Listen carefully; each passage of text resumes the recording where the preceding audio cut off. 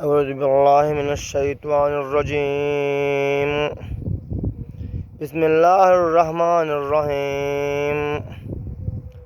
سبحانك لا علم لنا إلا ما علمتنا إنك أنت العليم الحكيم. رب اشرح لي صدري ويسر لي أمري واحلل عقدة من لساني يفقهوا قولي. زمونږه خوږو مسلمانانو ورونو، تاسو دا پته ده چې زمونږ موضوع روانه ده د ښځې او د خاوند حقوق. بیا پکې دا بل ټاپک را روان دی چې موږ په دې باندې بحث کوو د ښځې او خاوند مشترکه حقوق. په هغې کې مشترکه حقوق کې یو حقوق دا دی چې ښځه او خاوند دواړه به د یو بل خطایانو نه مخ اړوي. څنګه چې دا یو حدیث مخکې را روان دی چې عبدالله بن عباس رضی الله تعالی عنہ فرمایي رسول الله صلی الله علیه و آله وسلم فرمایلی دي آیا خبر نه درکوم تاسو ته چې جنتی بیبیانې ستاسو مینه کوونکي، بچی راوړونکي، زر راګرځېدونکي خپل خاوند ته چې دا ښځه یې خفه کړي یا دا ښځه خفه کړی شي، نو راشي د خپل خاوند لاس ونیسي، بیا ووایي چې الله تعالی قسم، په الله تعالی قسم زه به نه وده کېږم تر دې چې ته راضي نه شې. ابوالدرداء رضی الله تعالی عنہ خپلې بیبي ته یو داسې نصیحت کړی دی چې د سرو زرو په اوبو د لیکلو قابل دی. خپلې بیبي ته فرمایي اذا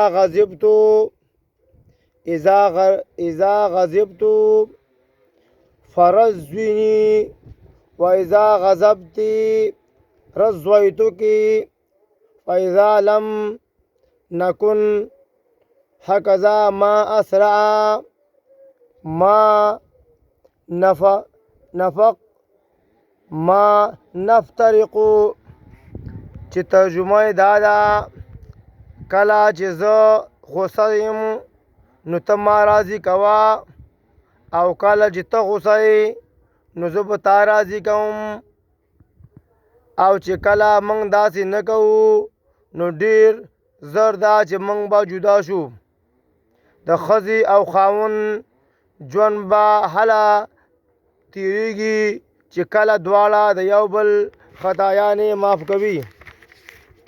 دا بل ټاپک اوس چې را روان دی هغه دا دی چې ښځه او خاوند دواړه به د خپل کور او اولاد وغیره ذمه دار وي.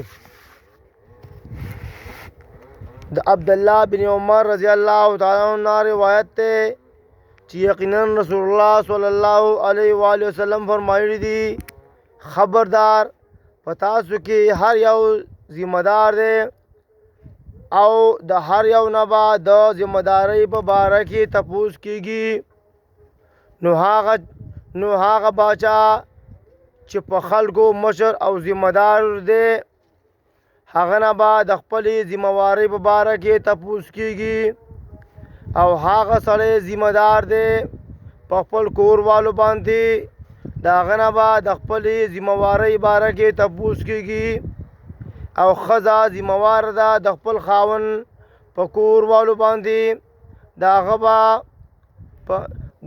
هغه به د اولاد باندې د هغې نه به د هغې باره کې تپوس کیږي، او د یو سړي غلام د آقا مالک په مال باندې ذمہ وار دی د هغې په باره کې به د هغه نه تپوس کېږي.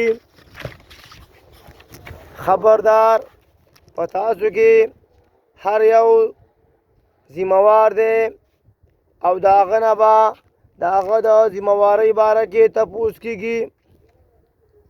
دا مخکې ټاپک ښځه او خاوند دواړو به د یو بل پټې خبرې او رازونه نه ښکاره کوي. ښځه او خاوند دواړه به د یو بل د رازونو او خاص خبرو خیال ساتي.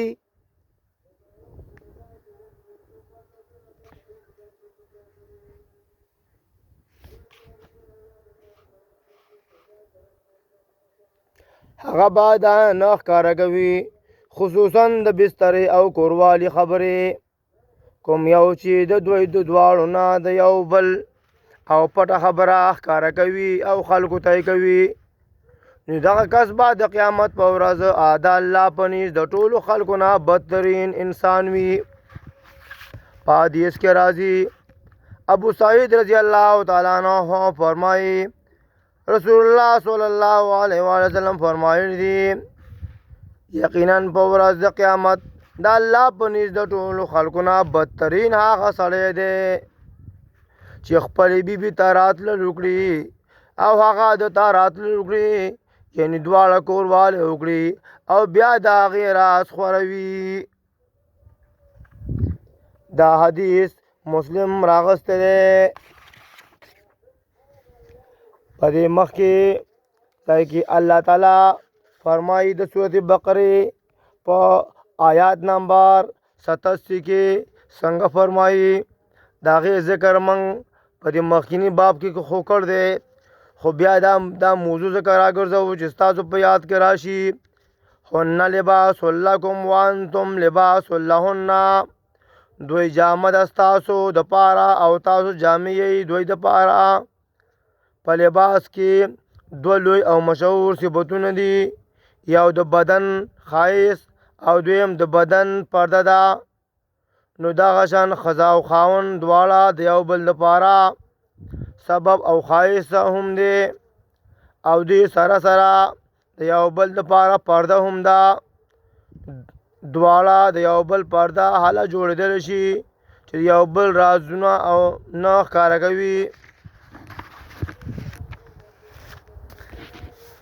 الله تعالی دې موږ له په قرآن او په حدیث باندې د عمل کولو توفیق نصیب کړي. السلام علیکم ورحمۃ اللہ وبرکاتہ.